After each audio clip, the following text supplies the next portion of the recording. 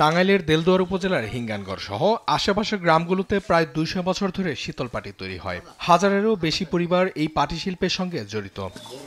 নারীরা ঘরের কাজের পাশাপাশি পাটি বোনায় সহযোগিতা করেন, কেউ আবার বাইরের শ্রমিকও নিয়োগ দেন। প্রতি সপ্তাহে হিঙ্গনগড়ে ২টি হাট বসে। দূর দূরান্ত থেকে পাইকাররা এসেন পাটি কেনেন। দাম আকারভেদে ৩০০ থেকে ৫,০০০ টাকা পর্যন্ত। শ্রমিকের মজুরি ও কাঁচামালের দাম বেড়ে যাওয়ায় কম সুদের ঋণ সুবিধা না পাওয়ায় এই শিল্প টিকিয়ে রাখা কঠিন বলে জানান উদ্যোক্তারা। এছাড়া বর্তমানে প্লাস্টিক ম্যাটের সস্তা বাজার ও বেতজাত কাঁচামালের দাম বৃদ্ধির কারণে এই শিল্প সংকটে পড়েছে। অনেকেই বদলাচ্ছেন পেশা। সরকারের যদি আর্থিক কিছু সাহায্য আমাদের পাটি শিল্পীদের কিছু দিত, তাহলে আমাদের মনে করেন যে অনেকখানুক আমরা উন্নতর দিকে এগিয়ে যাইতে পারতাম। তবে গরম আসলে কদর বাড়ে গরমের শীতল পাটির চাহিদা, দামও বাড়ে কিছুটা। এটা আমার গ্রামে থেকে আমি আইছি, আমি কিনে আমার গ্রামেই বেশি। অনেক দাম বেশি এক জায়গা, কিন্তু আমাকে বেচা অসুবিধা হয়।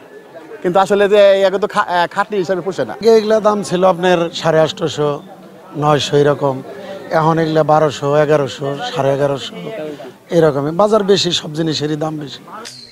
শ্রমিকদের প্রশিক্ষণ ও ঋণ সুবিধা সহ শীতল পাটি বিদেশে রপ্তানির কথা জানান বিসিকের এই কর্মকর্তা। পাটি শিল্পের যে একটা প্রচার প্রসার সেটা হয়ে থাকে এবং আমরা বিদেশে রপ্তানি করার জন্য আমাদের ঊর্ধ্বতন কর্তৃপক্ষের সাথে আমরা আলাপ করে এটা কীভাবে দেশের বাইরেও প্রেরণ করে রপ্তানি করে বৈদেশিক মুদ্রা অর্জন করা যায় সে বিষয়ে আমরা পদক্ষেপ গ্রহণ করব।